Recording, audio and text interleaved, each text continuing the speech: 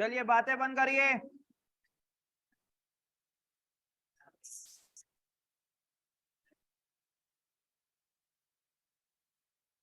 नहीं आ रहा समझ में।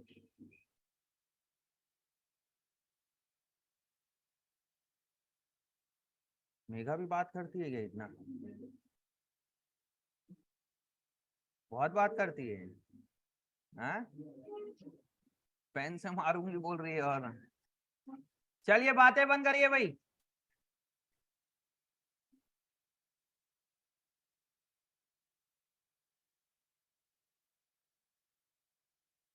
क्या पढ़ा रहे स्कूल में? एनईपीएस में क्या चल रहा है? एनईपीएस में ये चालू कर दिए, कंप्लीट भी हो गया। डीपीएस एनटीपीसी में फाइनेंशियल स्टेटमेंट आप लोग के में भी चालू हो गया। डीपीएस बालको तुम लोग भी आ जाते उस दिन, फर्स्ट बैच वाले को बुलाया, सेकंड बैच वाले को बुलाया। जीएसटी करा रहे डीपीएस बालको में, चालू हुआ है अभी।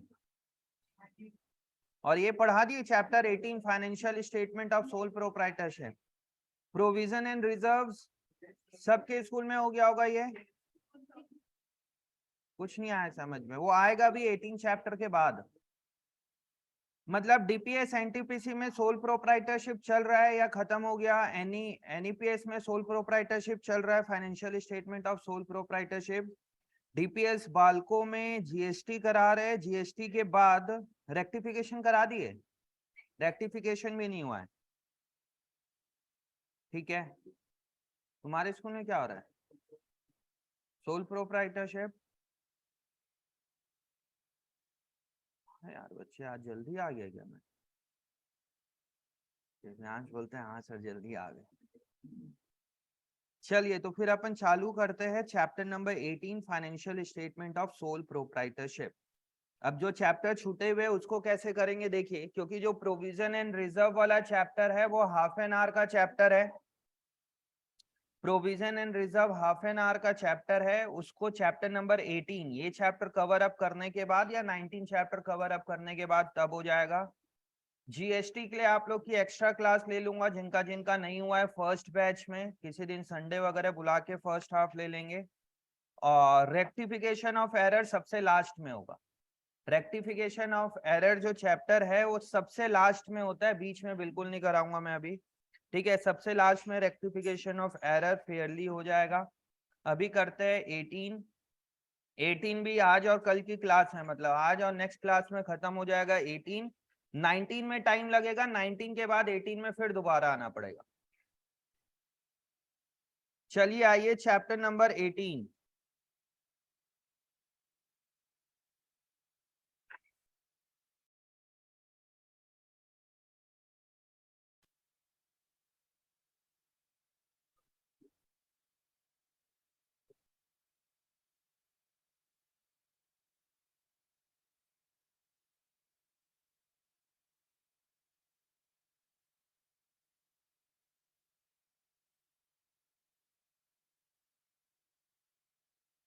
देखिए चैप्टर नंबर 18 पूरे अकाउंटेंसी का, चैप्टर नंबर 18 क्या, चैप्टर नंबर 19, यहाँ पे चैप्टर 18 और 19 दो अलग अलग चैप्टर पे बता दिया गया, जबकि है वो एक ही चैप्टर।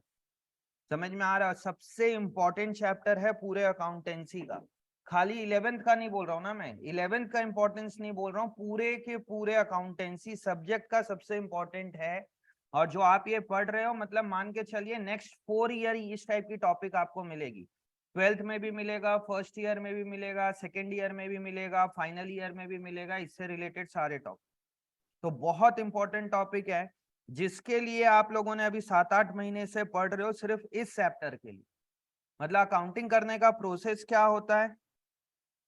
सबसे पहले हमें क्या बनाना पड़ता है? General entry. जनरल एंट्री के बाद क्या बनाते हैं अपन? लेजर। और लेजर के बाद क्या बनाते हैं? Trial balance. ये सब क्यों बनाते हैं बच्चे? ये सारा चीजें हम इसलिए बनाते हैं ताकि हमें पता चल पाए कि हमारे बिजनेस पे प्रॉफिट कितने का हो रहा है, हमारे बिजनेस पे लॉस कितने का है, हमारे बिजनेस पे एसेट्स कितने की है, बिजनेस पे लायबिलिटी कितने की है। तो ये सब करना पड़ता है। उसके लिए ट्रायल बैलेंस के बाद क्या बनेगा, ट्रायल बैलेंस के बाद बनेगा trading profit and loss account, और इसके बाद बनेगा आपका बैलेंस शीट। इसके बाद क्या बनेगा, बैलेंस शीट। ये दो चीजों को बोलते हैं अपन फाइनेंशियल स्टेटमेंट। ये दो चीजों के कारण, मतलब ट्रेडिंग प्रॉफिट एंड लॉस और बैलेंस शीट के कारण, हमें जो बाकी का जो काम कर रहे थे वो ये दो अकाउंट बनाने के लिए हम कर रहे थे। मतलब जनरल एंट्री बनाने का purpose trading profit and loss और बैलेंस शीट, लेजर बनाने के लिए, लेजर बनाने का पर्पस ताकि हम बिजनेस का ट्रेडिंग प्रॉफिट एंड लॉस बना पाए। लेजर बनाने का भी पर्पस यही है कि हम ट्रेडिंग प्रॉफिट एंड लॉस और बैलेंस शीट बना पाए। समझ में आ रहा है? ट्रेडिंग प्रॉफिट एंड लॉस और बैलेंस शीट सबसे इंपॉर्टेंट टॉपिक है। बताइए अकाउंटिंग क्यों किया जाता है क्रिश, अकाउंटिंग करने का पर्पस? Last bench.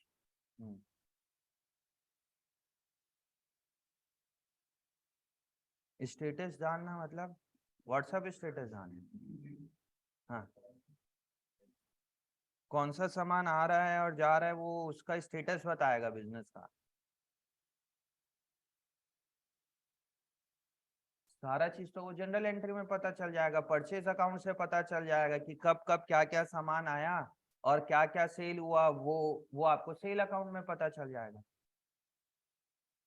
अकाउंटिंग करते क्यों है अवनीत?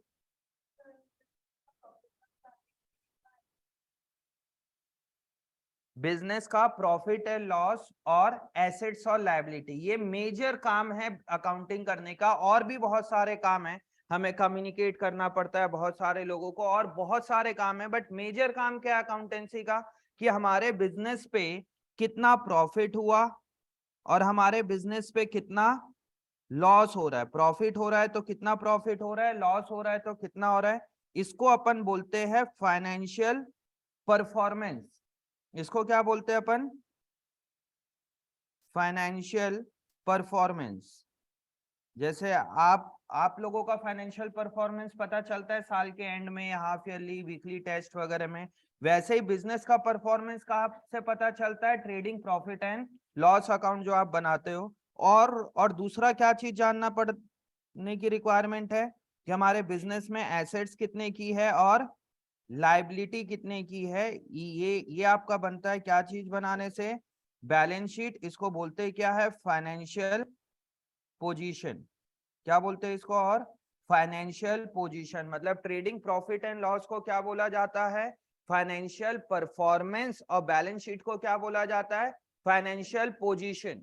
समझ में आ रहा है? ये वर्ड को ध्यान देना, फाइनेंशियल परफॉर्मेंस और फाइनेंशियल पोजीशन को। ठीक है, अब ये कैसे बनाया जाता है, क्या है, बहुत इंपॉर्टेंट है बच्चे प्लीज। ये मतलब पूरे सब्जेक्ट का सब one of the most important topic है, चैप्टर नंबर 18 एंड 19। और इसको अलग अलग चैप्टर लेके बिल्कुल मत समझना। आप लोग सोचो एक चैप्टर पढ़ रहे, समझ में आ रहा है? अब कैसे पता चलेगा कि हमें बिजनेस पे प्रॉफिट हो रहा है कि लॉस हो रहा है? हाँ भाई रुद्र बताओ, हमें कैसे पता चलेगा बिजनेस पे प्रॉफिट हो रहा है कि लॉस हो रहा है?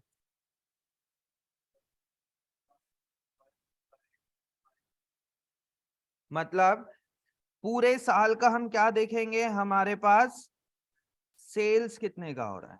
और क्या देखेंगे? पूरे साल में हमारे पास एक्सपेंसेस कितने का हो रहा है। अब यहाँ पे ट्रैप होता है, यहाँ पे समझना चीजें। अब मैं फिर से एक बार इस टाइप की चीजें आपको पहले भी कराया था, अभी फिर करते हैं। सेल हमारे पास है 10 लाख रुपए का, ठीक है? सेल कितने का है? 10 लाख रुपए का। इस गुड्स को मैंने परचेज किया था 6 लाख रुपए का। पूरा का पूरा गुड्स सोल्ड हो गया। परचेज कितने का हो रहा है? 6 लाख रुपए का परचेज हो रहा है। इसमें हमने सैलरी दिया 50,000 रुपए, वेजेस दिया 20,000 रुपए का, इलेक्ट्रिसिटी पे हो रहा है 5,000 रुपए का, रेंट अपन दे रहे हैं 15,000, हमने मशीनरी परचेज किया है 30,000 रुपए का, फर्नीचर परचेज किया है 20,000 रुपए का। बताइए प्रॉफिट कितने का हो रहा है? कौन बोला 3.5 लाख? तीन कौन बोला 3.5 लाख? अभी मतलब मैं लिखा नहीं हूँ, बोला नहीं हूँ प्रॉफिट बताओ, उससे पहले बोल दिए तुम प्रॉफिट 3.5 लाख का हो रहा है। बताइए प्रॉफिट कितने का हो रहा है यहाँ पे? 3,10,000। कई लोग बोले यहाँ पे 3,10,000। और कोई आंसर? प्रॉफिट कितने का हो रहा है? और आज क्यों नहीं आए बहुत सारे बच्चे, जबकि इतना इंपॉर्टेंट क्लास है? यहाँ पे कौन बैठता था? क्यों सिल्की क्यों नहीं आई? शिफा का तो मैसेज आ गया था। क्या एग्जाम है? पूरे साल पढ़ो नहीं, अब टेस्ट से पहले। वहां कौन बैठता था? समृद्धि नहीं, वो आई है। कौन है? कैसे नहीं आई वो? खबर तो सब है। उधर रौनक क्यों नहीं आया भाई? नहीं पता। रौनक, आशीष, और कौन बैठता है? अनुराग। इधर आदेश, क्रिश। क्रिश क्यों नहीं आया? और आदेश के साथ और कौन बैठता है तुम लोग के साथ? हाँ जी बताइए प्रॉफिट कितने का हो रहा है? सब कोई 3,10,000 की कोई दूसरा आंसर दे रहा है? 3,10,000 कैसे निकाले तुम लोगों ने? 3,10,000 देखिए। हाँ 5,86,000।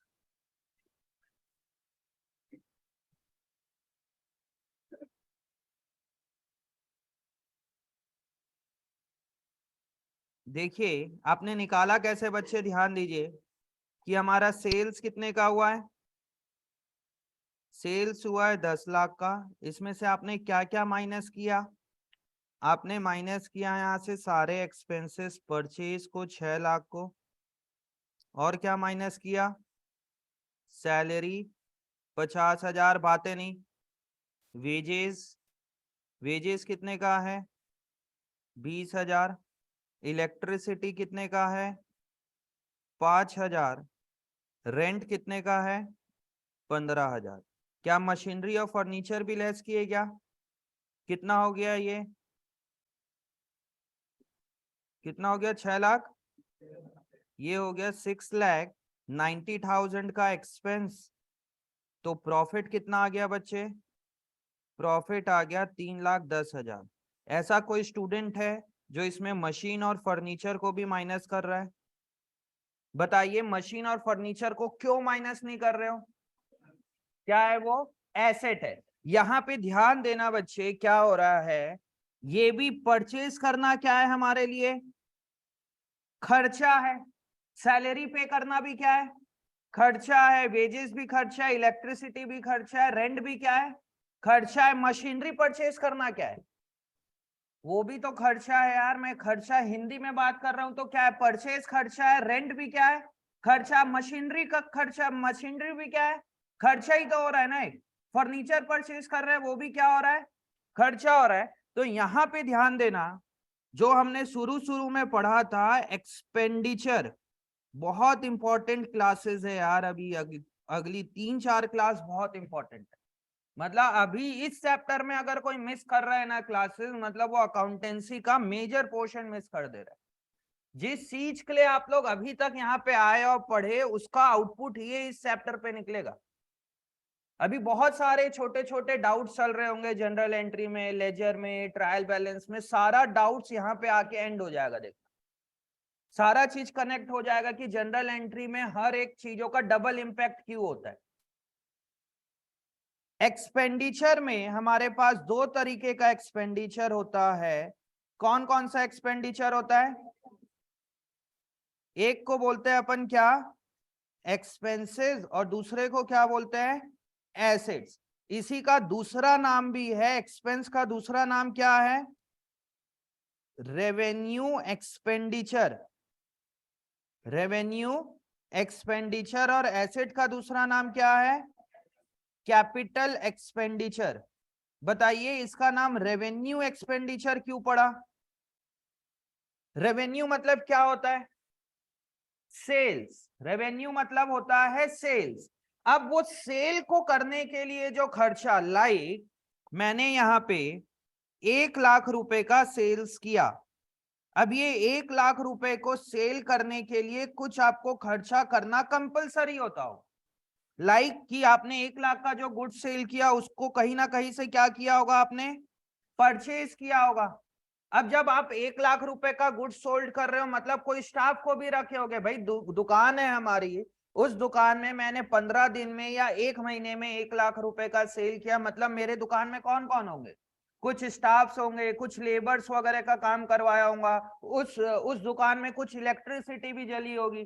तो रेवेन्यू एक्सपेंडिचर भी इसलिए नाम दिया गया है कि ये सेल को करने के लिए जो खर्चा होता है उसको उसको क्या बोलते हैं अपन? Revenue expenditure. अगर मैं यहाँ पे बोलूं कि हमारे कोचिंग सेंटर का साल भर का ट्रांजैक्शन है, 1 लाख रुपए की फीस आती है, पूरे के पूरे साल हम पढ़ाते हैं तो फीस कितनी आती है? 1 लाख आती है। बताइए यहाँ पे डे टू डे बेसिस पे खर्चे क्या क्या चीज है? इलेक्ट्रिसिटी चार्जेस है, और क्या है? स्टाफ सैलरी और चाय। बस तुम इसी टाइप की बात करो। हाँ ठीक है। सन्ड्री एक्सपेंसेस मतलब रिफ्रेशमेंट एक्सपेंडिचर।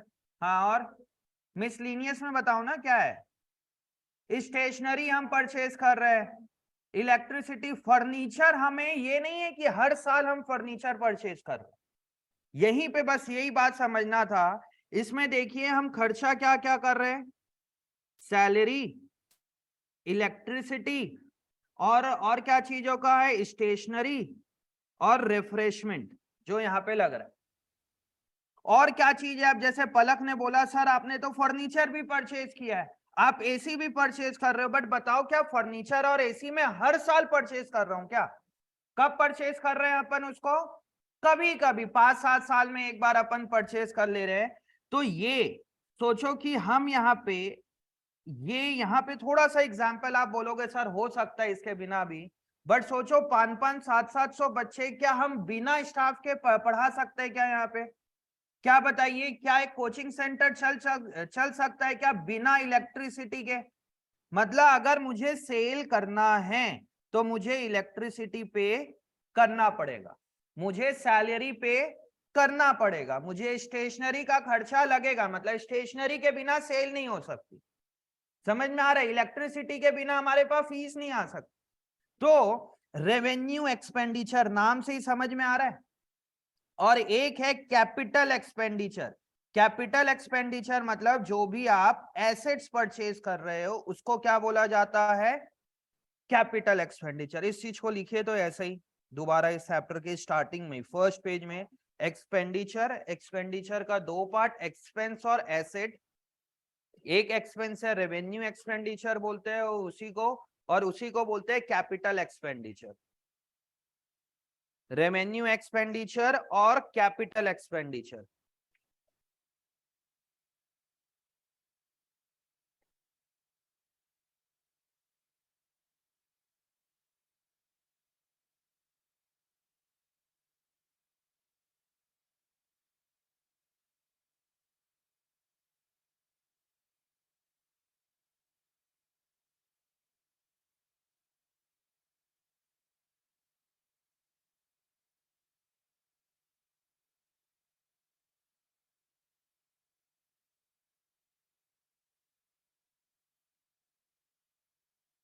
वहां कौन बैठता था?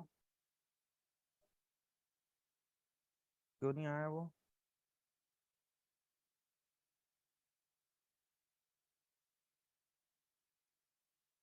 लास्ट बेंच में कौन? अच्छा, सौरभ के साथ शौर्य बैठा हुआ है, आदेश बैठता था।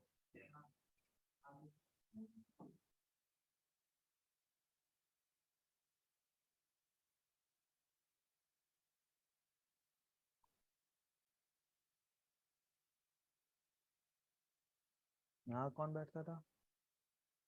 वो क्यों नहीं आता है यार आधे टाइम? कौन सी स्कूल का है? संभव?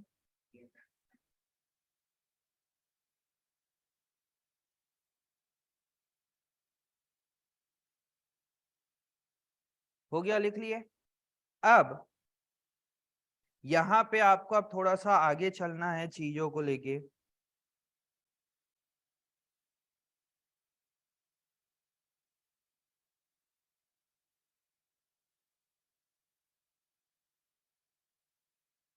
अब क्या है, यहाँ पे एक्सपेंडिचर भी दो तरीके का एक्सपेंडिचर हो जाएगा इसके आगे, उसी के आगे फिर से बनाइए आप। एक होता है डायरेक्ट एक्सपेंस और दूसरा होता है इनडायरेक्ट एक्सपेंस। एनईपीएस में चैप्टर हो गया ना। बताइए डायरेक्ट एक्सपेंस क्या होता है।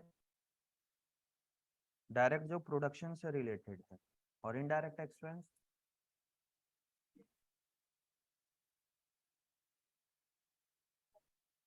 प्रोडक्शन से रिलेटेड नहीं है। अब हमारा एक ट्रेडिंग का बिजनेस है, चलो मैं ही समझाता हूँ काहे के लिए। इसी में लिखिए डायरेक्ट एक्सपेंस और क्या होता है एक इनडायरेक्ट एक्सपेंस। इसमें ना कुछ कुछ थ्योरीज है, थ्योरी में बाद में पढ़ाऊंगा। पहले अपन आते हैं सीधा एक न्यूमेरिकल से, पूरा चीज समझेंगे कि क्या होता है। ठीक है,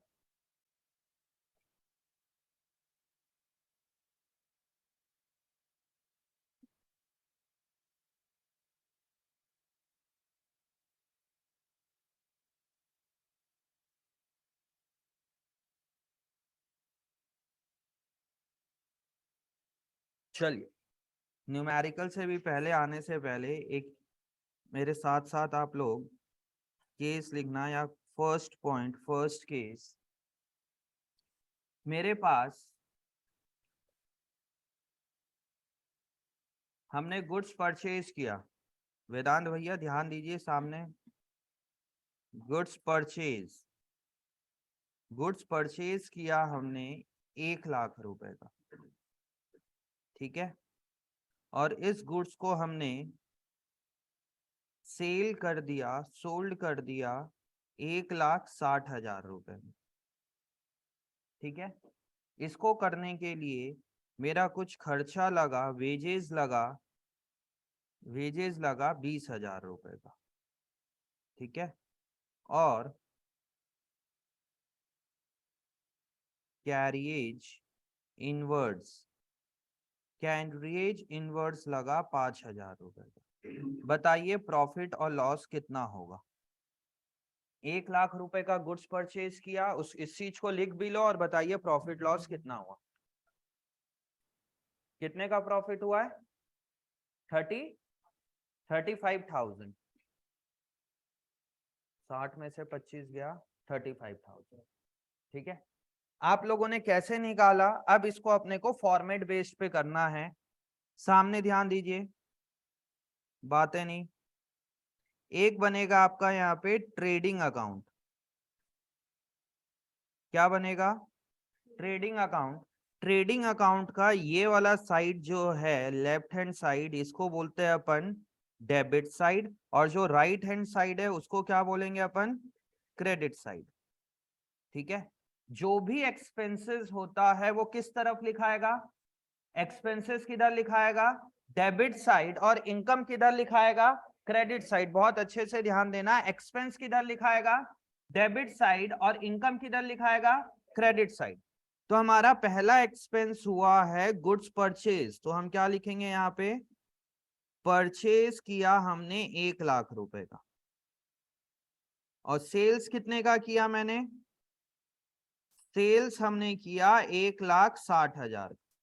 बताइए प्रॉफिट कितना हुआ? आप बोलोगे 1,00,000 का गुड्स 1,60,000 में सोल्ड कर दिए, तो प्रॉफिट कितना बोलते हो आप लोग? वो 60,000 तो पॉसिबल ही नहीं है, क्योंकि आप बिजनेस कर रहे हो तो खर्चे भी बहुत सारे होंगे, तो खर्चे को भी माइनस करना पड़ेगा। तो क्या लिखोगे यहाँ पे, और क्या खर्चा हुआ है? वेजेस खर्चा हुआ है, वेजेस का 20,000 रुपए। और क्या चीज का खर्चा हुआ है? कैरिएज इनवर्ड्स का खर्चा हुआ है 5,000 रुपए। अब आपको डेबिट और क्रेडिट साइड देखना है। क्रेडिट साइड कितना है बच्चे? 1,60,000, तो इस तरफ भी कितना आएगा 1,60,000। तो प्रॉफिट कितना हो गया, इसको अपन बोलते हैं टू ग्रॉस प्रॉफिट। अब ग्रॉस प्रॉफिट क्या होता है इसको समझेंगे। ग्रॉस प्रॉफिट कितना हो गया 35,000 रुपीज। इतना ही आ रहा है, इतना ही आ रहा है। बट यहां पे ये बताइए क्या पॉसिबल है ये चीज कि जितना भी आपने गुड्स परचेज किया है उसको पूरा का पूरा सोल्ड कर दो आप प्रैक्टिकली। अब यहाँ पे इसको अच्छे से समझना बच्चे, नहीं तो क्लोजिंग स्टॉक बच्चा रट्टा लगाता है। यहाँ पे मैं मान के चलता हूं कि मैंने ये जो गुड्स परचेज किया वो 100 क्वांटिटी परचेज किया। 100 क्वांटिटी कितने का परचेज कर रहे हैं अपन, 1,000 रुपए पर पीस। तो हमने कितने का परचेज कर लिया 1,00,000। इसको आप थोड़ा और इजी वे पे अपन यहाँ पे लिख लेते हैं। हमारा सेल कितने का है 1,60,000। कितना पीस सोल्ड किया मैंने 100 क्वांटिटी। ठीक है, मैंने ये 100 क्वांटिटी को परचेज कितने में किया था 1,00,000, तो आपने ये पूरा का पूरा माइनस कर दिया। करेक्ट है। उसके बाद जो भी आपके खर्चे हुए लाइक वेजेस का खर्चा हुआ, कैरियज इनवर्ट्स का खर्चा हुआ, कितना कितना 20,000 रुपीज और 5,000 रुपीज, तो बैलेंस कितना बच गया बच्चों 35। This is my profit. मैंने कुछ नहीं किया, यहाँ पे उसी चीज को टेबल फॉर्म पे बताया और यहाँ पे विदाउट टेबल फॉर्म पे बताया। बहुत इजी है। बट बताइए क्या प्रैक्टिकली पॉसिबल है कि हमने 100 क्वांटिटी खरीदा, वो 100 क्वांटिटी उस साल सेल हो जाए। कुछ कुछ बिजनेस पे होता है बट अपन मान के चल रहे 90% बिजनेस पे नहीं हो रहा है ये। तो इसी का दूसरा पॉइंट, इस चीज को लिख लो आप लोग, इसमें ऐड ऑन करते जाएंगे अपन। इस चीज को लिखे तो पहले इस टेबुलर फॉर्म पे ट्रेडिंग अकाउंट को बनाओ और समझ के बनाना प्लीज। इसको ऐसा ही मत बनाना हवा में कि बस सर बोले हम लिख लेंगे, नोट डाउन कर रहे।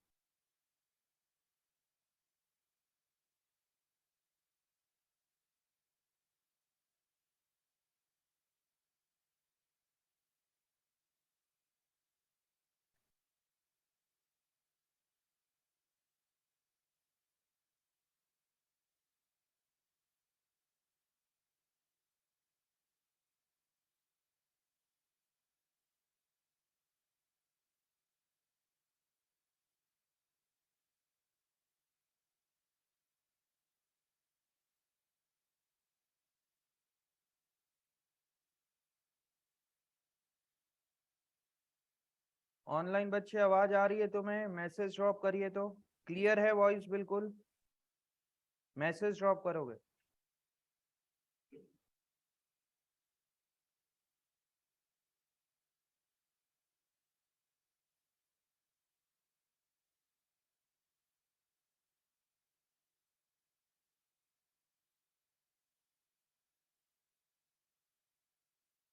हो गया डन। अब समझिए इसी का दूसरा पॉइंट।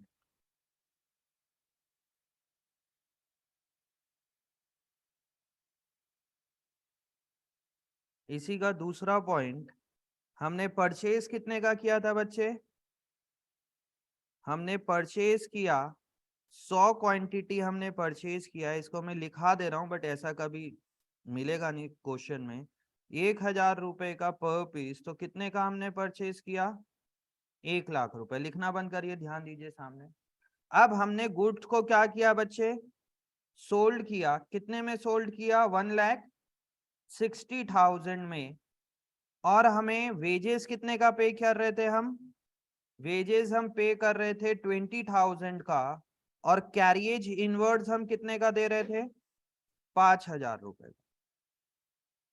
और हमारे पास मान के चलिए कि क्लोजिंग स्टॉक, अब ये नया पॉइंट आ गया आपके पास, क्लोजिंग स्टॉक। हमारे पास क्लोजिंग स्टॉक बच गया 20,000 रुपए का, मतलब 20 क्वांटिटी मेरे पास साल के एंड में बच गई, 1,000 रुपए उसका प्राइस था।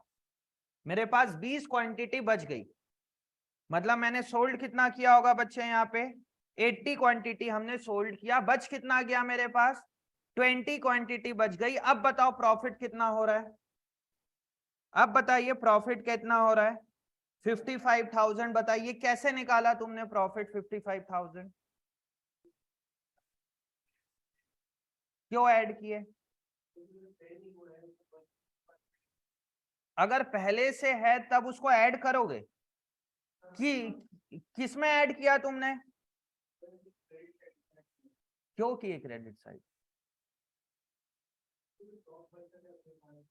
स्टॉक बचेगा तब क्या मैं सेल में ऐड करूंगा, तुम उसको क्रेडिट साइड लिख रहे हो, क्या इनकम है मेरी वो?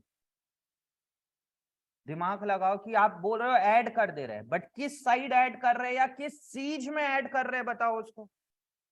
मेन देखिए कि आपने समझा हुआ है या रट्टा लगाया हुआ है या बुक में कहीं देखे तो हो गया कि क्लोजिंग स्टॉक हमें क्रेडिट साइड लिखना है, इससे हमारा आंसर आ जाएगा। बट उसी के डेप्थ में जाइए कि हम उसको क्रेडिट साइड लिख क्यों रहे, क्या इनकम है हमारे लिए? हाँ,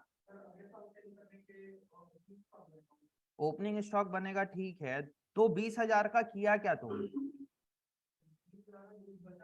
हाँ, तो करोगे क्या उस 20,000 का जो बचा हुआ है? प्लस माइनस में वेदर आप ट्रेडिंग अकाउंट पे बनाइए या यहाँ पे प्लस माइनस करके बता कर रहे हो, बताइए उस 20,000 का करो क्या रहे हो तो, जो क्लोजिंग स्टॉक है। हाँ भाई समृद्धि,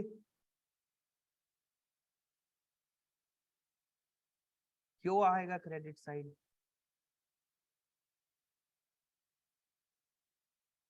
एसेट बनेगा, बताइए ट्रेडिंग अकाउंट में मैंने क्या बोला कि डेबिट साइड क्या आएगा बच्चे हमारा, एक्सपेंस, और क्रेडिट साइड क्या आएगा हमारा, इनकम। स्कूल में रट्टा लगवाएंगे, बोलेंगे क्रेडिट साइड में क्लोजिंग स्टॉक भी लिख दो, बट सवाल करना टीचर से क्या क्लोजिंग स्टॉक हमारी इनकम है? अब आप ही लोग बताओ, क्या क्लोजिंग स्टॉक इनकम है हमारे लिए? हम उसको क्रेडिट साइड लिख क्यों रहे?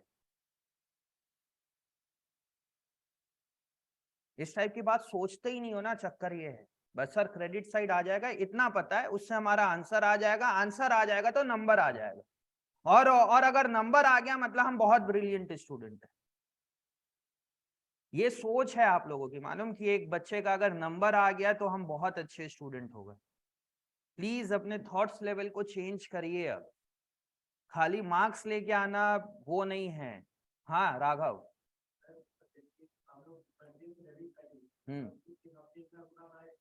हम्म हम्म करेक्ट, ये बात पकड़ा। अब इसको समझना कि हो क्या रहा है। अब यहाँ पे देखिए, इसी के बाजू में लिखता हूं मैं अब सब चीज को, मैंने सोल्ड कितने का किया गुड्स बच्चे, अभी भी सोल्ड कितने का किया, 1,60,000। हमने वो गुड्स को परचेज कितने का किया था, 100 क्वांटिटी हमने परचेज किया था, कितने रुपए में परचेज किया था, 1,00,000 रुपीज। और क्या क्या खर्चा हुआ हमारा बच्चों, वेजेस का खर्चा हुआ 20,000 रुपए, और कैरियज इनवर्ड्स का खर्चा हुआ 5,000 रुपए। इसी तरीके से निकाल रहे थे अपन प्रॉफिट, है ना? तो हमारा प्रॉफिट कितना आया, 35,000 रुपीज। इसको बोल रहे हो कि क्या है हमारे पास ये प्रॉफिट। अब मृदुल ने बोला कि सर 35,000 प्रॉफिट नहीं, इसमें 20,000 रुपए की चीजें बच भी तो रही है हमारे पास। समझ में आया, मतलब 20,000 रुपए क्या है मेरे पास, ये क्लोजिंग स्टॉक है। तो इस प्रॉफिट में आप ये क्लोजिंग स्टॉक को प्लस कर दो, जो बोल रहा था प्लस कर देंगे, मैंने इसको यहाँ पे प्लस कर दिया। तो बच्चे प्रॉफिट कितने का आ गया, 55,000 को, इसको बोलेंगे अपन प्रॉफिट। ये तो हमारा प्रॉफिट है ही नहीं, क्यों? क्योंकि हमारे पास 20,000 का सामान बचा भी तो है। अब बताओ कि मैंने यहाँ पे इस प्रॉफिट में 20,000 रुपीज को प्लस क्यों किया है? यहाँ पे हमने ठीक है सर, सोल्ड मैंने 1,60,000 का किया, मैंने परचेज 1,00,000 का किया, वेजेस 20,000 का किया, कैरियज इनवर्ट्स 5,000 का किया, तो मेरा प्रॉफिट अभी के लिए 35,000 है। बट मैंने जब अपने गोडाउन में चेक किया तो गोडाउन में मेरे पास 20,000 का सामान पड़ा हुआ था, इसलिए इस प्रॉफिट में मैं 20,000 को ऐड करूंगा तो मेरा प्रॉफिट कितना आ जाएगा 55,000। बट मेरा क्वेश्चन है कि क्लोजिंग स्टॉक को आपने 35 पे ऐड क्यों किया मेघा, ये क्लोजिंग स्टॉक को 35,000 में ऐड क्यों कर रहे हो?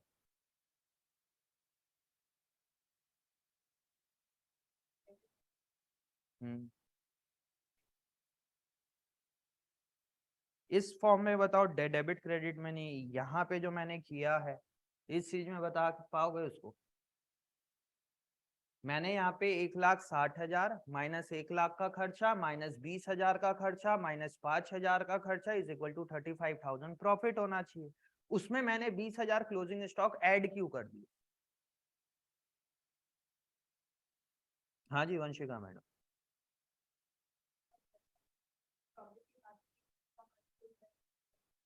ठीक है वो है, बट एकदम मतलब टू द पॉइंट जो होना चाहिए ना, इसके पीछे का सही लॉजिक वो नहीं है।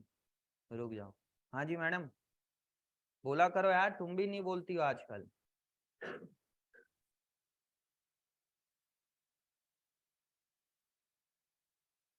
ये बहुत कॉमन और जनरल रिस्पॉन्ड कर रहे हो आप लोग। पूरा 1,00,000 सोल्ड नहीं, ठीक है। और यहाँ पे देखिए तुम सही कह रहे हो, बट इसमें और बोल सकते थे। मैंने यहाँ पे सोल्ड कितना यूनिट किया है 80 यूनिट, क्योंकि मैंने बोला कि यहाँ पे क्लोजिंग स्टॉक कितने का बचा हुआ है 20 क्वांटिटी का, मतलब मैंने सोल्ड कितना किया होगा 80। जब आपने 80 यूनिट सोल्ड किया है तो यहाँ पे माइनस भी कितना करना चाहिए था आपको 80 यूनिट, बट मैंने माइनस कितना कर दिया है 100 यूनिट। अब आप बोलोगे कि मैंने 1,000 यूनिट परचेज किया है और मैं सोल्ड कर रहा हूं 1 यूनिट, तब बताइए 1 यूनिट आप सोल्ड करोगे तब उसको माइनस किससे करोगे, 1 यूनिट परचेज से तो माइनस करोगे कि पूरी 1,000 यूनिट से माइनस करके दिखा दोगे? एक ही को माइनस करके दिखाओगे ना।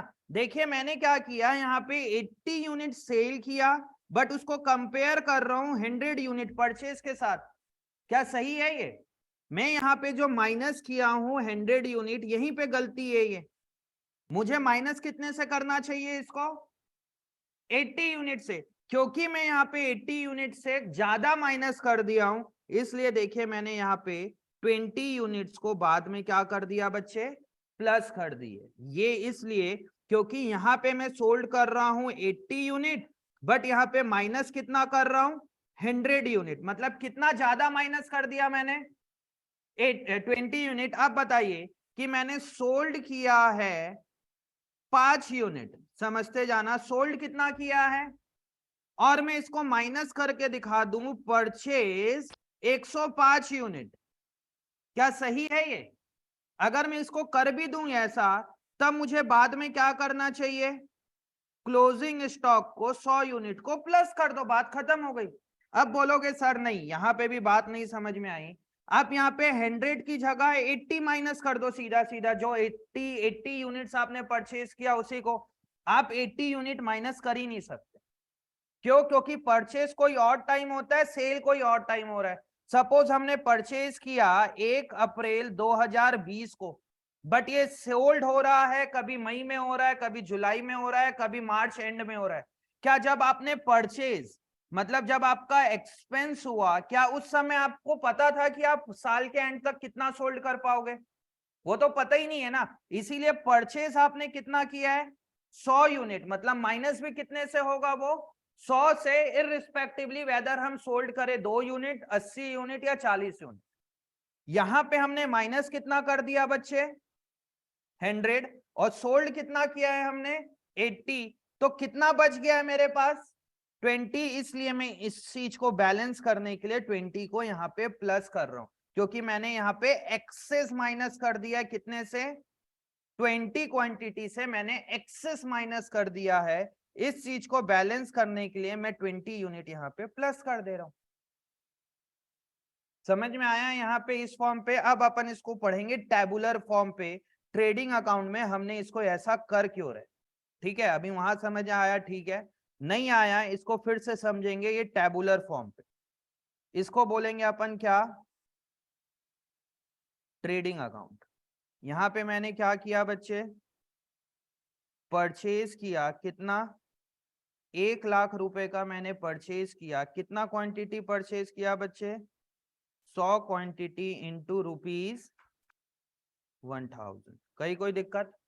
मैंने यहाँ पे सोल्ड कितना कर दिया, मैंने सोल्ड कर दिया 1,60,000। मैंने वेजेस कितना पे किया, मैंने वेजेस पे किया 20,000। और क्या पे किया बच्चे, कैरिएज इनवर्ड्स, कैरिएज इनवर्ड्स मैंने पे किया 5,000 रुपए। तो आप लोग बोल रहे थे कि प्रॉफिट कितना होगा सर, जो हमने अभी लास्ट क्वेश्चन में किया, प्रॉफिट कितना हो गया मेरा, ग्रॉस प्रॉफिट, ग्रॉस प्रॉफिट कितने का हो गया, 35। कहीं कोई दिक्कत इसमें। बट मैंने बोला यहाँ पे क्लोजिंग स्टॉक भी बचा हुआ, तो बच्चे लोग का कहना है सर क्लोजिंग स्टॉक बचा हुआ है, तो क्लोजिंग स्टॉक को आप क्रेडिट साइड लिख दीजिए। कितने का क्लोजिंग स्टॉक बचा है, 20,000 का। मेरा क्वेश्चन है कि क्यों, why we are writing 20,000 in credit side, 20,000 को मैंने क्रेडिट साइड पे क्यों लिखा है। क्या अभी मैंने बोला डेबिट साइड क्या आता है, एक्सपेंसेस। अगर इसको नहीं समझ में आएगा ना, इसका सीधा लिंक है loss of goods by fire और loss of goods by fire और क्या बोलते हैं अर्थक्वेक वगैरह जो भी हो गया, एबनॉर्मल लॉस। अगर आपको यहाँ पे अभी चीजें नहीं समझ में आएगी तो आपको एबनॉर्मल लॉस आज से 6-7 क्लास के बाद जो टॉपिक चालू होगी वो भी नहीं समझ में आने, आप रट्टा लगा लेते हो बस। और क्रेडिट साइड क्या लिखते हैं अपन, बोलते हैं इनकम। बट इसमें टीचर को लगाना चाहिए थोड़ा छोटा सा स्टार, स्टार मतलब कंडीशन अप्लाइड। कंडीशन अप्लाइड मतलब कुछ कुछ और भी चीजें हम लिख सकते हैं जब जरूरत पड़े तब। मैंने यहाँ पे क्लोजिंग स्टॉक क्यों लिखा है, हाँ भाई मृदुल आप बताइए।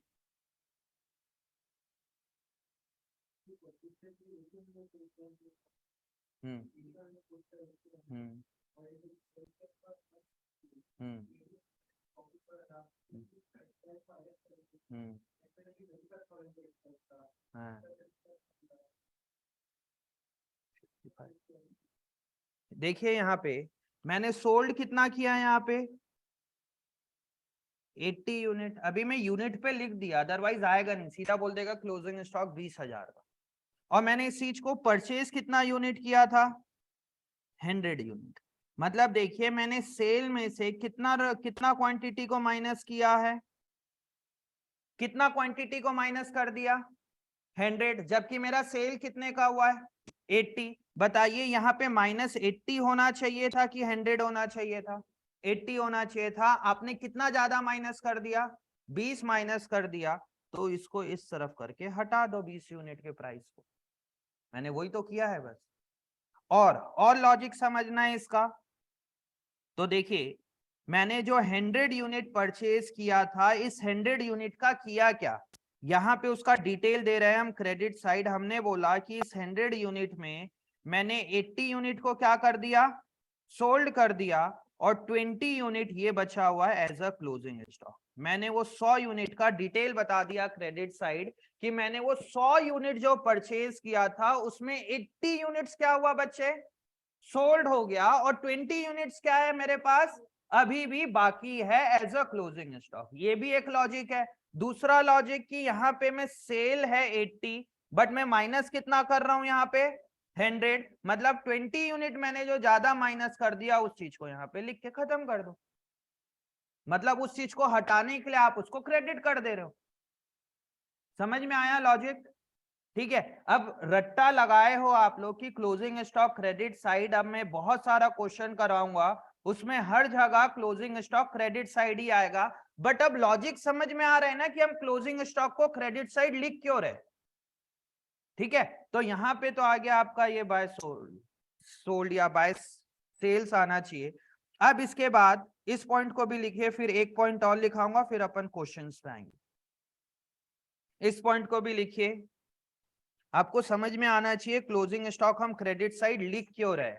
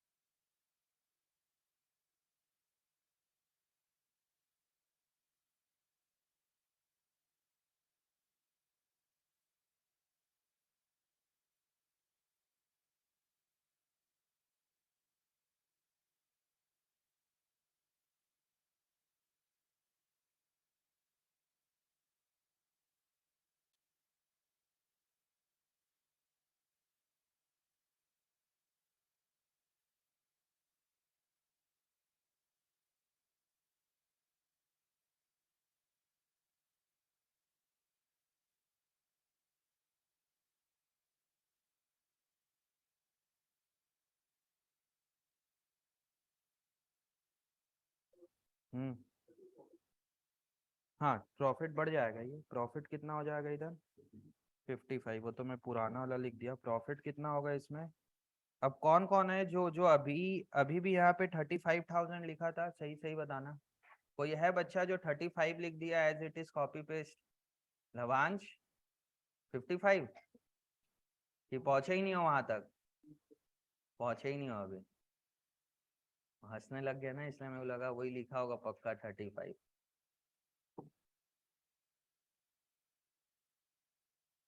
अब इस टाइप का बचपना मत करना, बोलना सर आप 35 लिख दिए इसलिए हम भी 35 लिख दिए।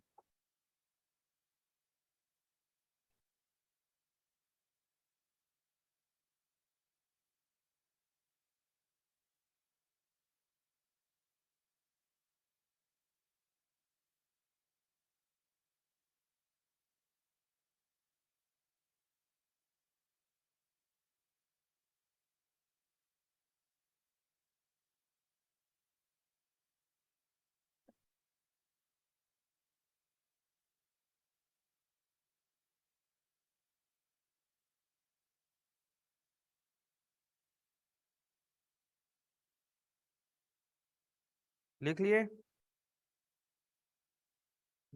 जल्दी लिखो यार जल्दी।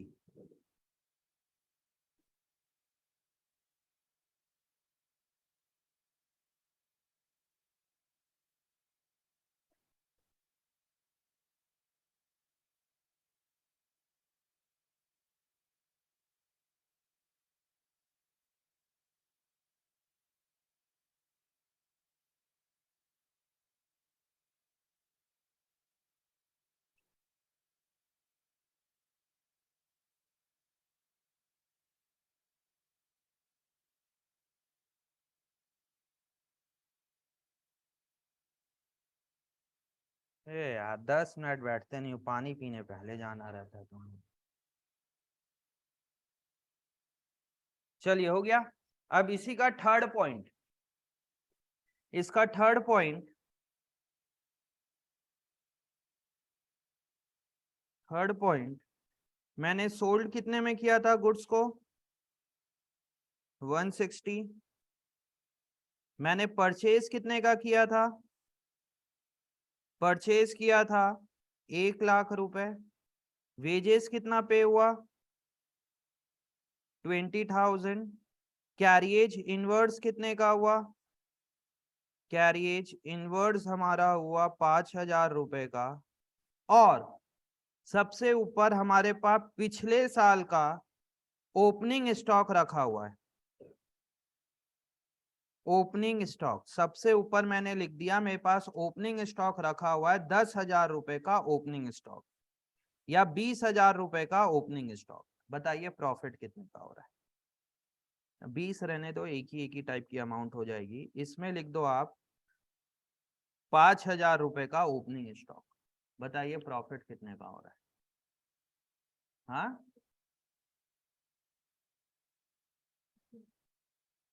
हाँ, कितना? 20,000, 30,000, कितना हो रहा है? 30। किया कैसे आपने? देखिए यहाँ पे कौन शटअप बोल रहा है यहाँ पे? ठीक है, सोल्ड कितने का किया है बच्चे? सोल्ड कितने का किया है? 1 लाख। आपने परचेज कितने का किया बोला? परचेज किया 1 लाख रुपए का। वेजेस कितना पे किए? 20,000 रुपए। कैरियज इनवर्ड्स कितना हुआ आपका? 5,000। तो आप लोग बोलोगे सर हमें प्रॉफिट कितने का हो गया, जो अभी तक नॉर्मल क्वेश्चन किए। ग्रॉस प्रॉफिट कितने का हो गया मेरे को? ग्रॉस प्रॉफिट हो गया 35,000 का। ये नॉर्मल क्वेश्चन था। बट इस क्वेश्चन में हमने क्या एड ऑन कर दिया बच्चे? Opening stock. अब समझना, मैंने यहाँ पे इस चीज को देखिए, जो सेकंड पॉइंट था मेरा, 1 लाख रुपए का खर्चा हुआ बोला। कितना कितना यूनिट के लिए? 100। जबकि मैंने सोल्ड कितना किया है? सिर्फ और सिर्फ 80। मतलब मेरा खर्चा कितना यूनिट के लिए हुआ होगा?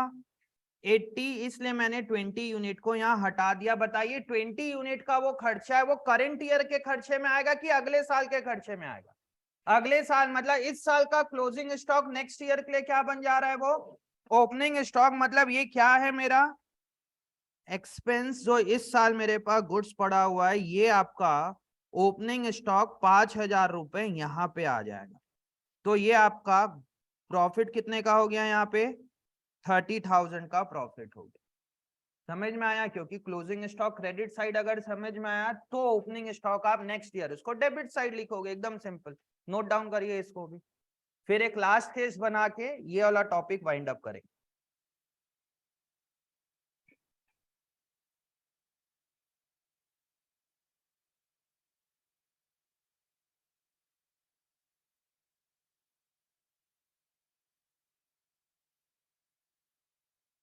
इसको भी नोट डाउन करिए। फिर एक फोर्थ केस और बनाएंगे, और फिर अपन इसको क्लोजिंग ओपनिंग वाला कॉन्सेप्ट को खत्म करते हैं। हाँ दिव्यांश बोलो। क्रिश है, क्रिश बोलो। ओपनिंग स्टॉक, क्योंकि जो हमने 1 लाख का सोल्ड किया है गुड, 1,60,000 का, उसमें परचेज कितने का है? 1 लाख रुपए वाला है।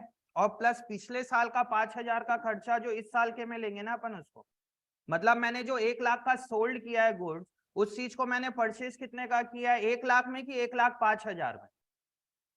1 लाख में कैसे? 5,000 रुपए तो पिछले साल वाला भी तो गुड्स पड़ा हुआ है ना मेरे पास। भाई मेरे पास ये देखिए, यहाँ पे ये 4 आइटम रखा हुआ है।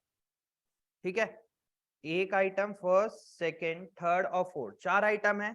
मैं इस 4 आइटम को सोल्ड कर रहा हूँ 1,60,000 में।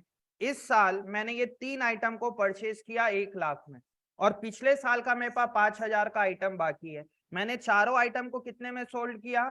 1,60 में। अब इसको माइनस तुम ये 3 आइटम का दिखाओगे कि चारों आइटम का दिखाओगे? चारों का दिखाओगे ना, क्योंकि ओपनिंग, क्योंकि जो गुड सोल्ड कर रहा हूं वो सोल्ड गुड में तो ओपनिंग स्टॉक भी है मेरा। समझ में आया? मतलब अगर आप यहाँ पे क्वांटिटी वाइज देखोगे तो सोल्ड कितना होगा? यहाँ पे सोल्ड होगा ये 105 यूनिट। 100 यूनिट जो हमने इस साल परचेज किया, प्लस 5 यूनिट सपोज पिछले साल का बाकी है। क्लियर है? और टेक्निकली समझना है, क्योंकि क्लोजिंग स्टॉक जो पिछले साल का बाकी है, उसको उसको तो मैंने एक्सपेंस पे लिया ही नहीं, उसको तो मैंने एक्सपेंस से हटा दिया क्रेडिट साइड करके। समझ में आया ना? देखिए यहाँ पे जो क्लोजिंग स्टॉक मैंने किया, इसको इसको क्या कर दिया मैंने? एज अ एक्सपेंस था, उसको मैंने हटा दिया। क्यों? क्योंकि वो करंट ईयर का खर्चा ही नहीं है। खर्चा कब का है? वो नेक्स्ट ईयर का है, जब आप सोल्ड करोगे। इसीलिए वहां पे मैं ओपनिंग स्टॉक को हटा दिया। समझ आया?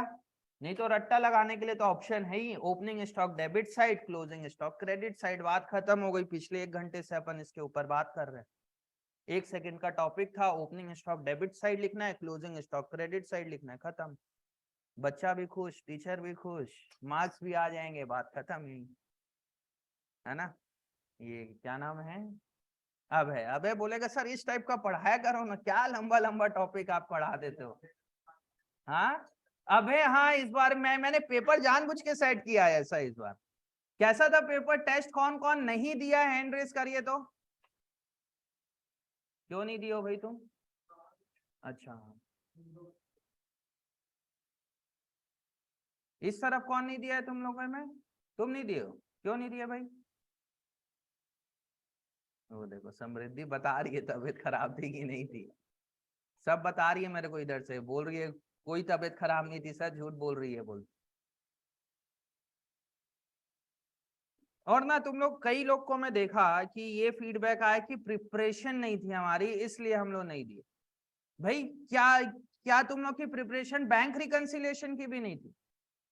तुम लोग उस चीज से डर रहे हो बच्चे, एग्जाम देने से डर रहे हो, इस डर को निकालना पड़ेगा। हमने 1.5 महीना डेप्रिसिएशन पढ़ा है, 1 महीने हम डेप्रिसिएशन पढ़े हैं और उसके 4 दिन बाद रख दिया और बोलते हो प्रिपरेशन नहीं थी।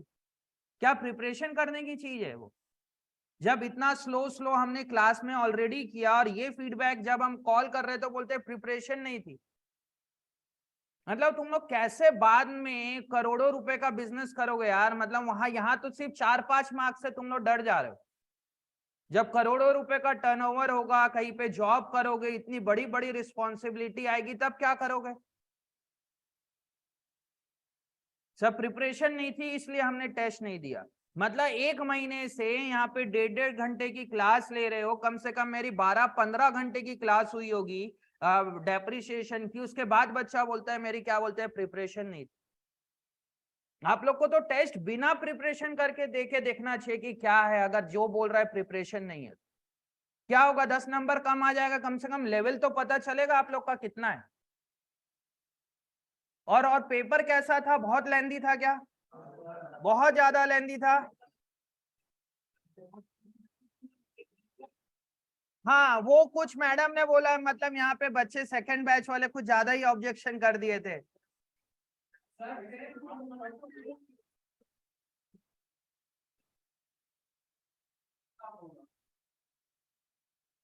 फिर ये चलो उसके लिए मैं कुछ एड ऑन कर दूंगा मार्क्स वगैरह, बट क्या बोलते हैं पेपर लेंदी था, कोई पेपर बहुत ज्यादा लेंदी नहीं था। लेंदी था ठीक है, आप लोग की स्पीड स्लो थी।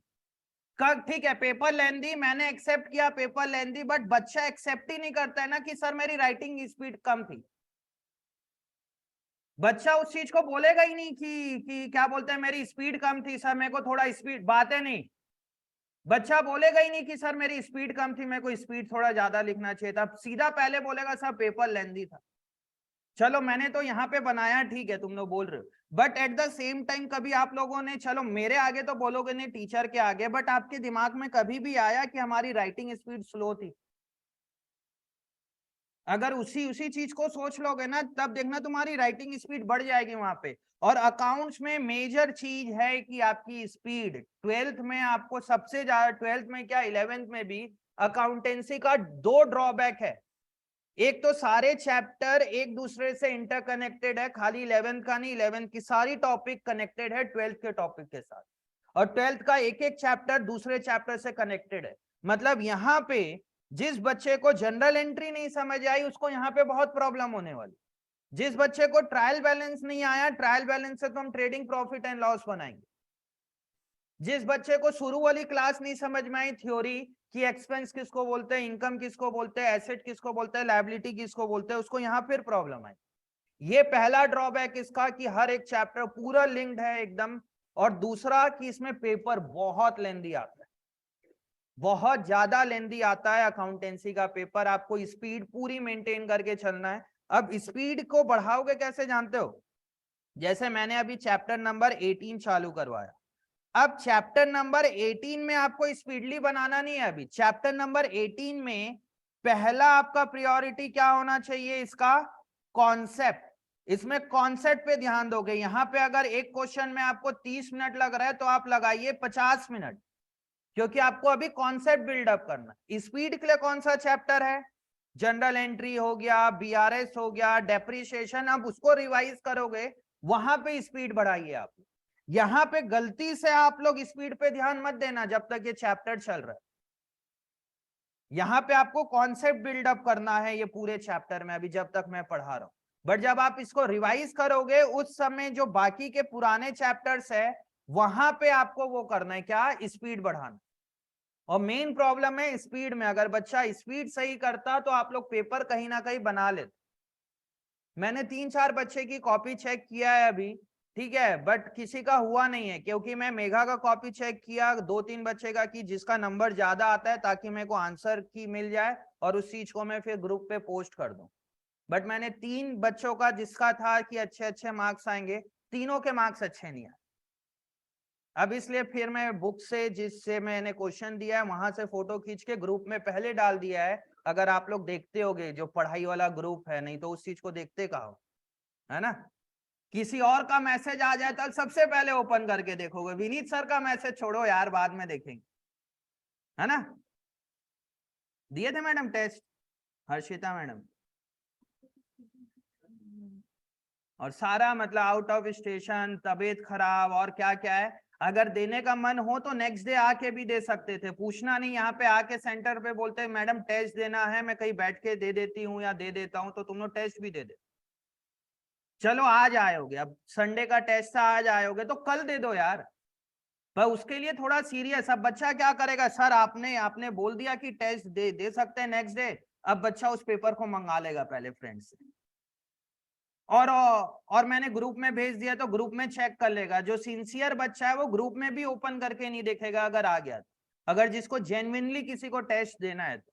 नहीं तो यहाँ सबके पास एक्सक्यूज कि सब प्रिपरेशन नहीं है, तबीयत खराब, ऐसे तबीयत खराब है मेरी, ठीक है, और क्या बोलते हैं प्रिपरेशन नहीं हुई है, आउट ऑफ स्टेशन है। अगर आपकी प्रिपरेशन नहीं थी तो नेक्स्ट डे प्रिपरेशन करके नेक्स्ट डे आके दे सकते थे। यहाँ पे मैडम लोग के पास प्रिपरेशन करने का टाइम नहीं, इंस्टाग्राम चलाने का टाइम है। अब बोलते हैं सर इतना वर्कलोड रहता है, स्कूल के इतने वर्कलोड रहते हैं ना कि पूछो मत उसका, नालायक। पॉइंट नंबर 4, और गजब गजब ना इंस्टाग्राम रिसेप्शन में बैठ के चला रहे।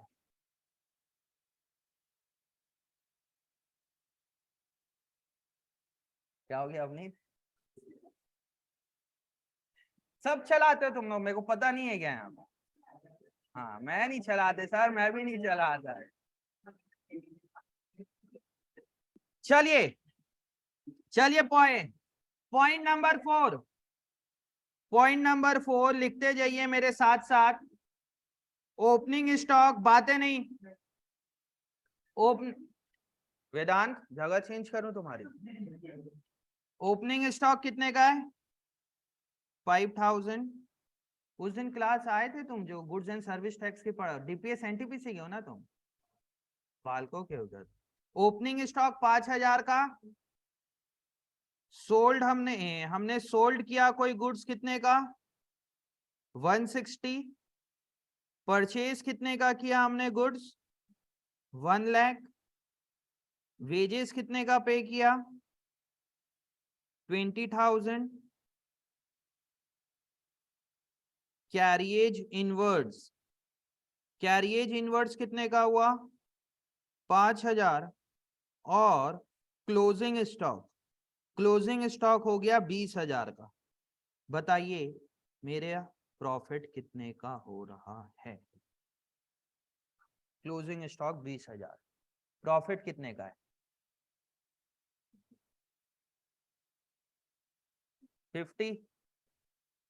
कॉन्सेप्ट क्लियर है, इसको एक बार लिखिए और खुद से ट्रेडिंग अकाउंट बनाओ, फिर मैं बनाऊंगा, देखना क्या गलती कर रहे हो आप लोग। ये मैंने कंटेंट दिया है, आप लोग ट्रेडिंग अकाउंट खुद से बनाइए, और फिर मैं यहाँ बनाऊंगा, फिर चेक करना कि क्या हो रहा है। हाँ 50 सही है।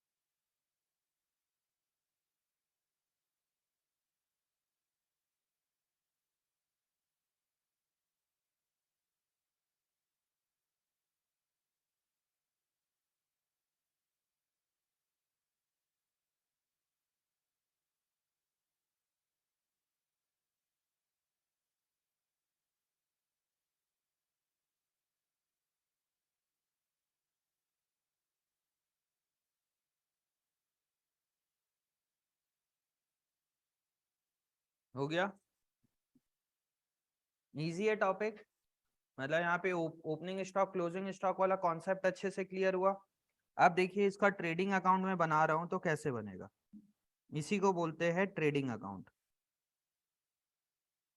ये क्या होगा, ट्रेडिंग अकाउंट। यहाँ पे सबसे पहले क्या लिखाएगा बच्चों, ओपनिंग स्टॉक कितने रुपए का है, opening stock 5,000, by sales, sales कितने का किया मैंने 1,60,000, टू परचेज कितने का किया, परचेज 1,00,000 रुपीज, वेजेस कितने का पे किया, वेजेस पे किया 20,000, कैरिएज इनवर्स कितने का हो गया, कैरिएज इनवर्स 5,000, और इस तरफ क्या आ जाएगा, by closing stock, closing stock कितने का हो जाएगा 20,000। तो इधर कितना हो गया 180, इधर कितना आ जाएगा 180। तो आपका ग्रॉस प्रॉफिट कितने का आ गया बच्चे, यहाँ पे आ जाएगा 2, ग्रॉस प्रॉफिट कितने रुपए का 50, 50 होगा ना। और अगर ग्रॉस लॉस आता तो किस तरफ लिखा था, यहाँ पे लिखा। अब समझिए मैंने किया क्या है यहाँ पे, बातें नहीं बच्चे। सपोज मैं यहाँ पे बोल रहा हूँ कि मेरे पास 10 यूनिट पहले का बचा हुआ था, कितना बचा हुआ था 10 यूनिट। मैंने इस बार परचेज कितना किया 100 क्वांटिटी सपोज परचेज किया, पर यूनिट वगैरह प्राइस रहने दो, मैं क्वांटिटी पे बता रहा हूँ। मैंने यहाँ पे सोल्ड कर दिया कितना यूनिट, 90 यूनिट को सोल्ड कर दिया, तो बचा कितना हुआ है मेरे पास 20 यूनिट। तो देखिए मैं यहाँ पे जो 110 यूनिट था मेरे पास, ओपनिंग स्टॉक का 10 और परचेज का कितना 100, इसका मैंने यहाँ पे साफ साफ डिटेल बता दिया कि मैंने 90 यूनिट को क्या किया है, सोल्ड किया है, और 20 यूनिट मेरे पास अभी बाकी है। समझ में आया, जो भी आप डेबिट साइड लिखे हो ओपनिंग स्टॉक और परचेज, उसका क्रेडिट साइड हिसाब तो दो कि आपने 110 यूनिट का किया क्या, 90 यूनिट बेच दिया और 20 यूनिट अभी भी मेरे पास बाकी है, जिसकी वैल्यू 20,000 है। 90 यूनिट जो सोल्ड किया उसको 160 में सोल्ड किया। समझ में आया, क्लियर है सारी चीजें। तो ये फोर्थ पॉइंट के अंदर सारे पॉइंट्स इसमें कवर अप हो गए, ओपनिंग स्टॉक भी हो गया, क्लोजिंग स्टॉक भी हो गया, परचेज भी हो गया और सेल भी हो गया। क्लोजिंग और ओपनिंग समझ में आया, जिसको नहीं समझ में आया है आप रट्टा लगा लीजिए। ओपनिंग स्टॉक किधर आएगा ट्रेडिंग अकाउंट के डेबिट साइड, क्लोजिंग स्टॉक किधर आएगा क्रेडिट साइड। बस स्कूल में इसको बताने में 1 सेकंड लगता है, बात खत्म हो गई। Opening stock debit side, closing stock credit side, समझ में आया। अब यहां पे एक कॉन्सेप्ट कि ट्रेडिंग अकाउंट और प्रॉफिट एंड लॉस अकाउंट, यहां पे समझना।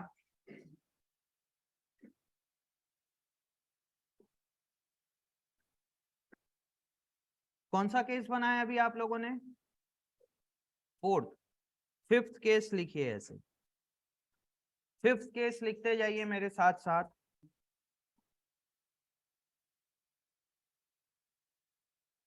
Opening stock 5,000, purchase 1,00,000, goods sold 2,00,000, wages 20,000, carriage inwards 5,000, salary 10,000, rent 15,000। बताइए प्रॉफिट कितना आ रहा है। हाँ क्लोजिंग स्टॉक नहीं लिखा, क्लोजिंग स्टॉक 20,000। निकालिए प्रॉफिट और लॉस और बताइए कैसे निकाल रहे, खुद से निकालिए। Opening stock 5,000, purchase 1,00,000, sold sales 2 lakh, यहाँ पे सेल्स लिखिए, सोल्ड की जगह सेल्स। हाँ 65,000 ट्रेडिंग अकाउंट में बनाओ उसको। 65 ट्रेडिंग अकाउंट में इसको बनाइए।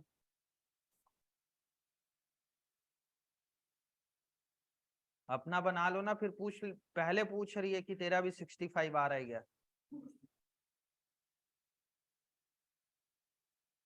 बनाइए ट्रेडिंग अकाउंट।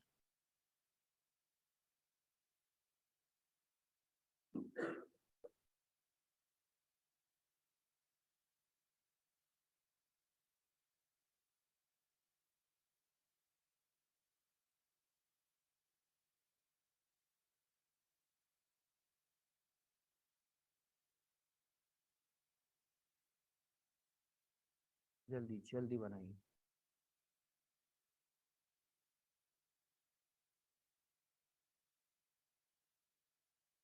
ये चैप्टर को अगर आपके रजिस्टर में 15, 20, 25 पेज बाकी है तो न्यू रजिस्टर पे बनाइए। अगर 15, 20 पेज है तो उस कॉपी को छोड़ के उसको रफ वर्क कर लीजिए। और अगर कॉपी में 50% कॉपी है तो इसी कॉपी में कंटिन्यू करो, या तो बिल्कुल एक नई फ्रेश कॉपी लो और अच्छे से बनाओ उसमें सारे क्वेश्चन।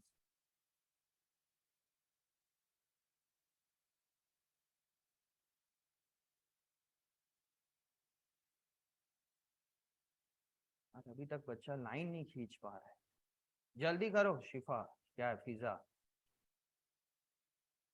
मैडम को फॉर्मेट बन रहा है।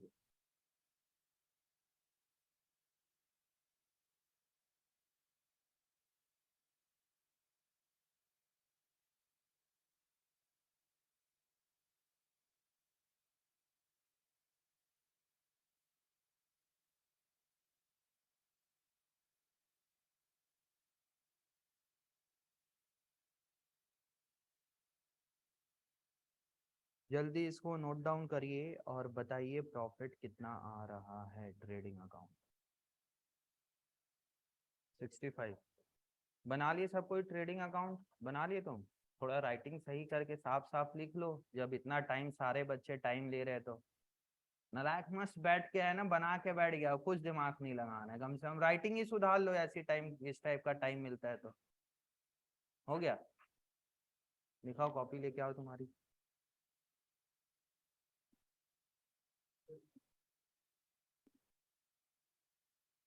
तो मैडम क्लोज करते हैं 2,20,000, 2,20,000 और कॉमा लगाओ यहाँ पे 1 लाख के लिए, 3 के बाद और 1 के बाद, यहाँ 20 के बाद, यहाँ 5 के बाद, इतने बार बताएं उसके बाद भी नहीं लगा रहे हो। Yes sir, yes sir, yes sir, तो ऐसे बोलते हो कि दोबारा करोगे ही नहीं जैसे। हो गया। अब वो सारा चीज जो भी आपने बनाया उसको अभी कट लगाओगे, देखना। देखिए सामने ध्यान दीजिए, पहले मैं भी गलत बना रहा हूं फिर सही करेंगे। आप लोगों ने क्या किया, जो नहीं बनाया कंटिन्यू बनाना उसको, फिर कट लगाना सही बनाने के बाद। अपन लोगों ने क्या किया, आप लोगों ने अभी ट्रेडिंग अकाउंट, ट्रेडिंग अकाउंट कुछ नहीं होता, पेन वगैरह नीचे गिर गई और पैर से लग गई या कुछ भी हो गया तो रिस्पेक्ट करना है तो अच्छे से करिए चीजों को, है ना।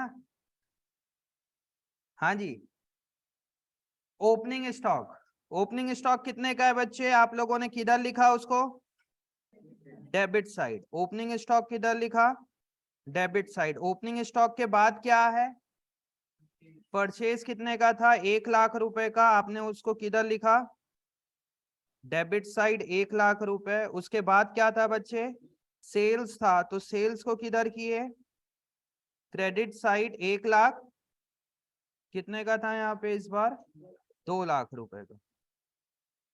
फिर क्या आया, वेजेस, वेजेस कितने का था, 20,000, उसको भी डेबिट।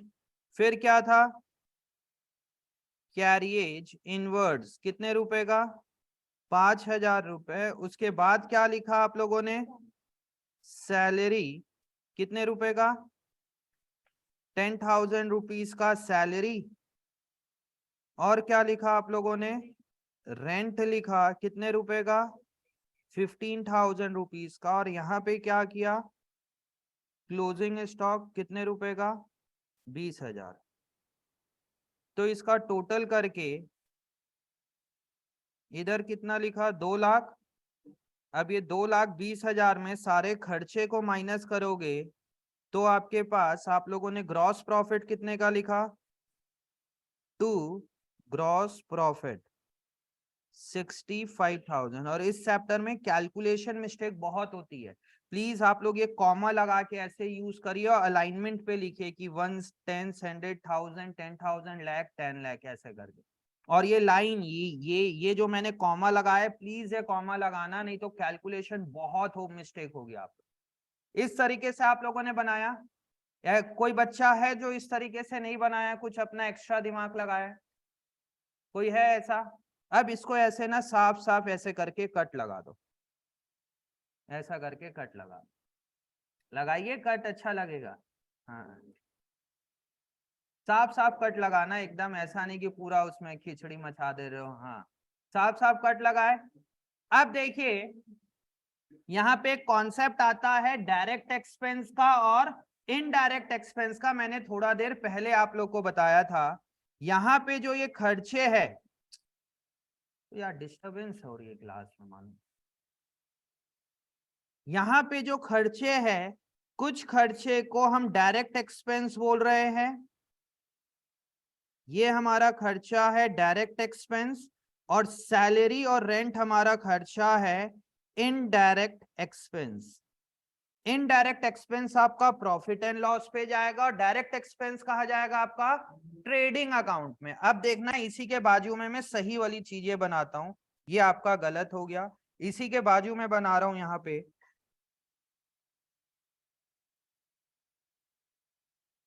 यहाँ पे हेडिंग होगी ट्रेडिंग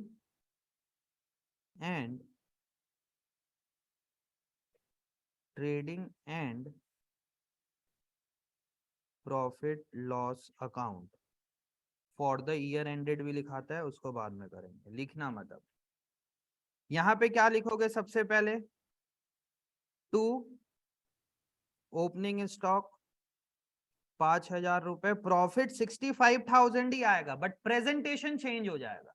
एक्सपेंस तो ये सारे है, सैलरी भी एक्सपेंस है, रेंट भी एक्सपेंस है, कैरियज इनवर्ड्स भी, वेजेस भी, परचेज भी, सब खर्चा है। वो खर्चा डेबिट साइड ही लिखाएगा, बट थोड़ा सा प्रेजेंटेशन चेंज हो जाएगा। यहाँ पे ओपनिंग स्टॉक कितने का था बच्चे, 5,000 मैंने लिख दिया। ओपनिंग स्टॉक के बाद क्या है, परचेज दिया हुआ था, परचेज कितने का दिया हुआ है, 1 लाख का। पीछे से दिख रहा है ना, क्योंकि मैंने जूम आउट कर रखा है, दिख रहा है, क्लियर दिख रहा है पीछे से, 1 लाख रुपए का परचेज। और क्या था उसके बाद बच्चों, सेल्स, सेल्स कितने का था, 2 लाख रुपए। फॉर्मेट पूरा बनेगा ना, अमाउंट वगैरह लिखाता है, मैं अभी नहीं लिख रहा हूं उसको, ठीक है। परचेज के बाद क्या था बच्चे, यहाँ पे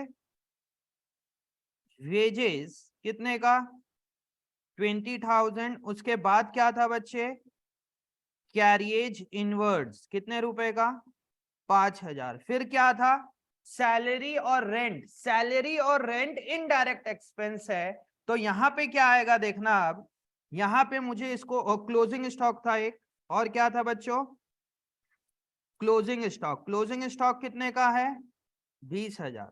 तो यहाँ पे टोटल कितना आ जाएगा, 2,20,000। इधर भी कितना आ जाएगा, 2,20,000। तो यहाँ पे हमारे पास टू ग्रॉस प्रॉफिट कितने का आ जाएगा, ये हो जाएगा मेरा ग्रॉस प्रॉफिट। 2,20,000 माइनस इसको करोगे तो कितना हो जाएगा, कितना आ रहा है, 90,000। बताइए ये डेबिट बैलेंस है कि क्रेडिट बैलेंस है, क्रेडिट बैलेंस। ये नेक्स्ट डे उठ के यहाँ पे आ जाएगा ग्रॉस प्रॉफिट, जिधर का आइटम था ये इधर ही आ गया, बाय ग्रॉस प्रॉफिट। अगर लॉस होता तो वो अपोजिट साइड चल देता 90। और यहाँ पे क्या आ जाएगा बच्चे, अब आपका टू सैलरी। सैलरी कितने का था बच्चों, 10,000 का सैलरी। और क्या था, रेंट कितने का था, 15,000 रुपीज का रेंट। तो यहाँ पे अब मेरे पास आ जाएगा टोटल कितना हो गया 90 और यहाँ भी कितना हो गया ये 90। तो मेरे पास नेट प्रॉफिट कितने का आ गया, इसको बोलोगे आप नेट प्रॉफिट। क्या आ गया ये नेट प्रॉफिट कितने का 65। देखिए जिस चीज को आपने कट लगाया अभी वहां पे भी प्रॉफिट कितना है 65 है, यहाँ भी 65 है। बस मैंने यहाँ पे क्या किया बच्चे, कुछ एक्सपेंसेस को मैंने डिवाइड कर दिया अलग अलग पार्ट करके। पहले वाले का नाम क्या है डायरेक्ट एक्सपेंस, और जो बाद में किया है उसका क्या नाम है इनडायरेक्ट एक्सपेंस।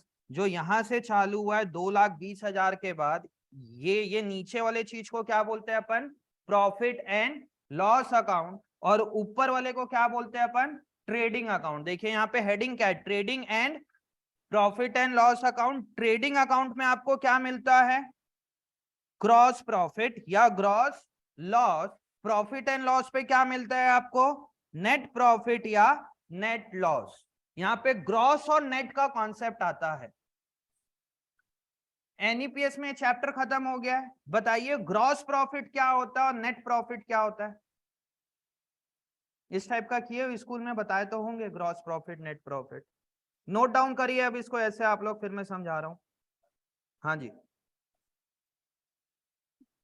वही समझाना है ना, अभी समझाऊंगा। अभी लिखो इसको ऐसे, जल्दी लिखोगे या घर पे कर सकते हो इसको, क्योंकि टाइम हो गया, मुझे कॉन्सेप्ट समझाना है। अभी लिख लोगे प्लीज, इसको लिख लेना। अभी इसमें समझिए क्या है जो डायरेक्ट एक्सपेंस है। देखिए यहाँ पे सिर्फ प्रेजेंटेशन का खेल है और कुछ नहीं, इसमें बहुत ज्यादा कॉन्सेप्ट कुछ रखा नहीं है।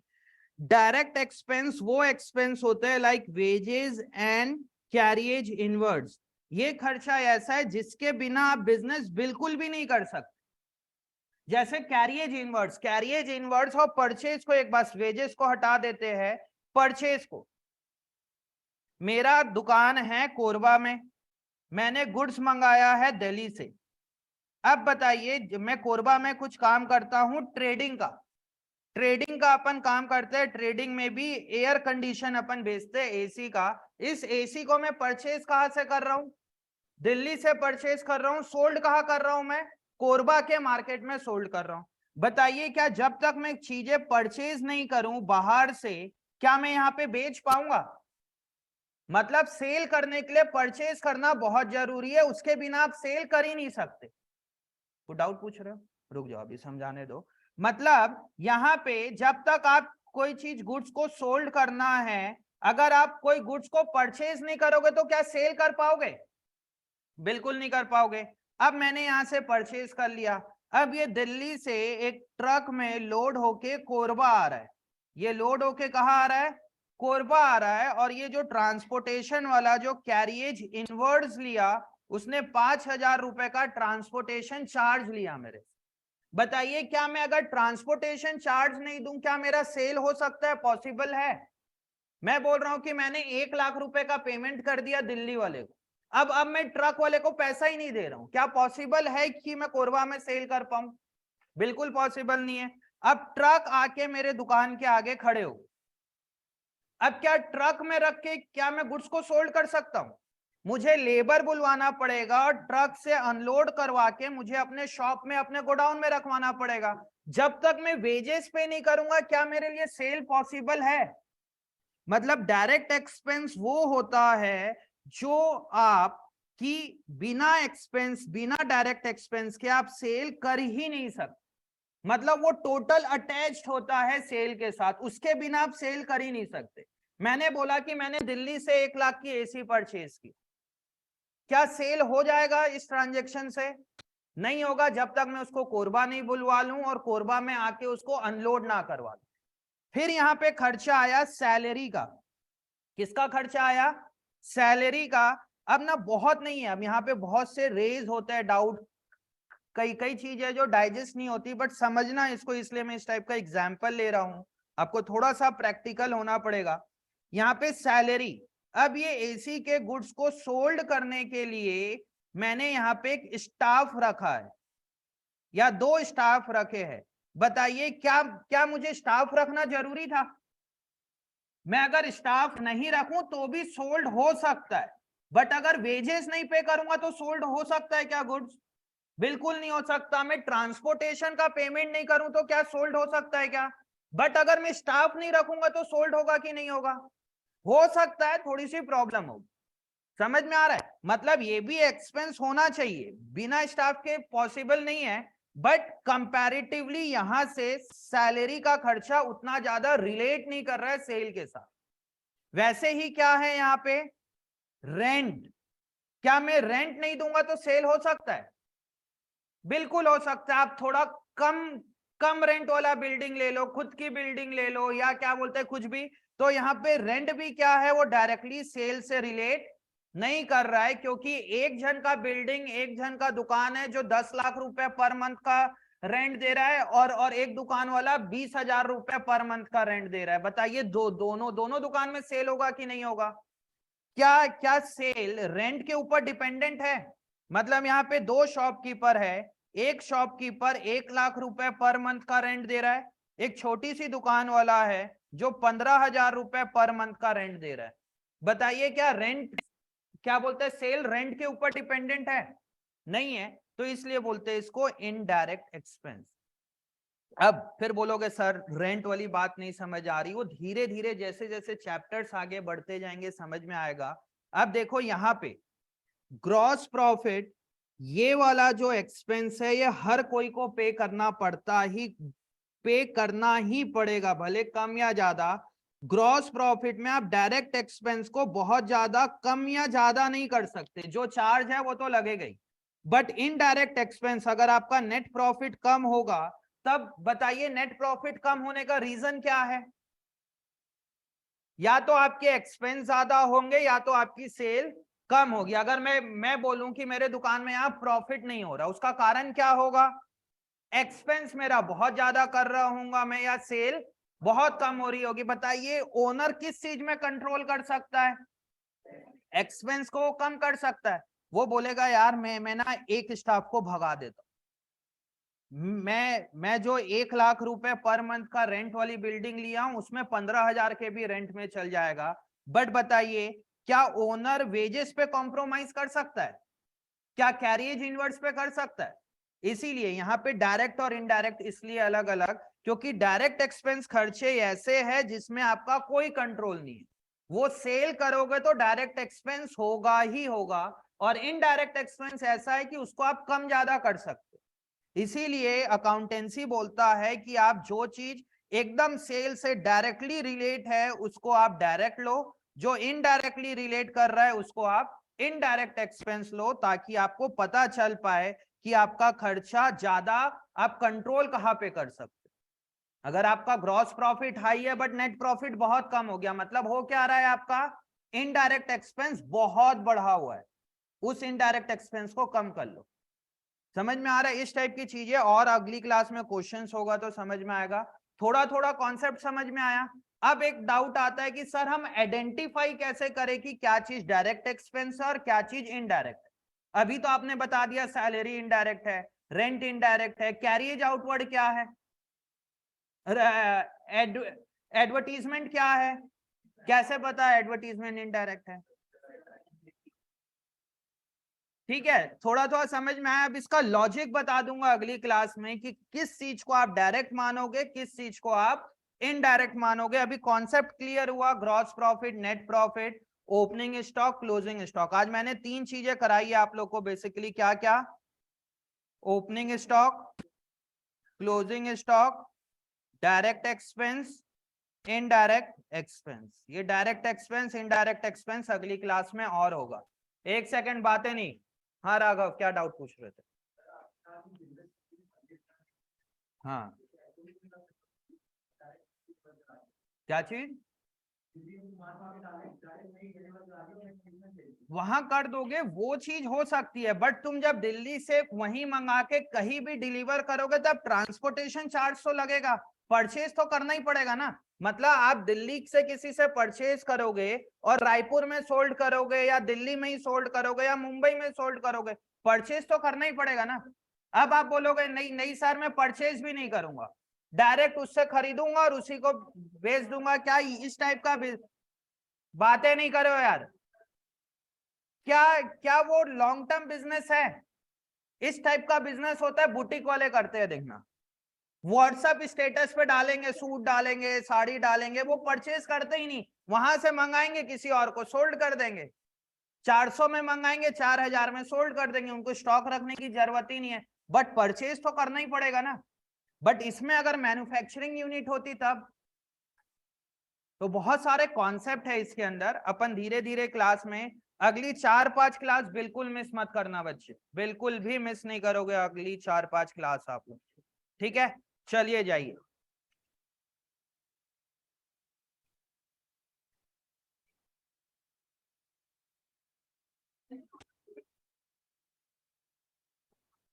हाँ, माइक्रो इकोनॉमिक्स।